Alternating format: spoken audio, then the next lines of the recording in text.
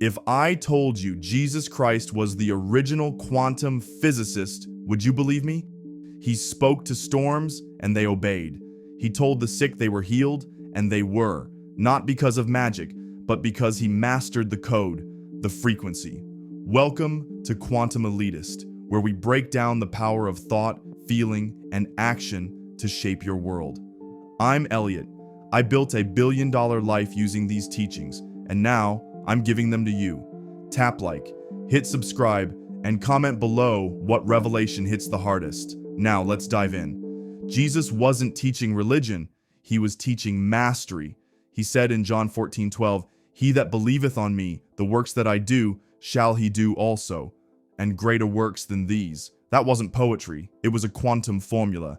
Every miracle began with belief, powered by emotion, spoken with authority. That's manifestation. Earl Nightingale said, "We become what we think about." Jesus said, "As you believe, so shall it be done unto you." Same law, different wording. Let's talk about I am. Jesus constantly said, "I am the way, I am the truth, I am the life."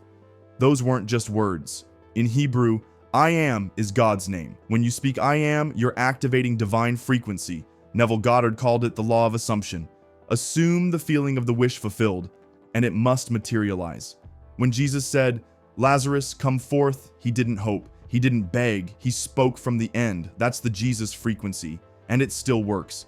In Mark 11:24, he gave the method, "What things soever you desire, when you pray, believe you've received them, and you shall have them." Desire, focus, belief, receive. That's quantum mechanics. The observer, you, collapses the wave into form. Your attention reshapes matter. Joe Dispenza said it simply, "Your personality creates your personal reality." So here's your quantum homework. For the next 24 hours, only speak power after I am. No doubt, no fear, just truth.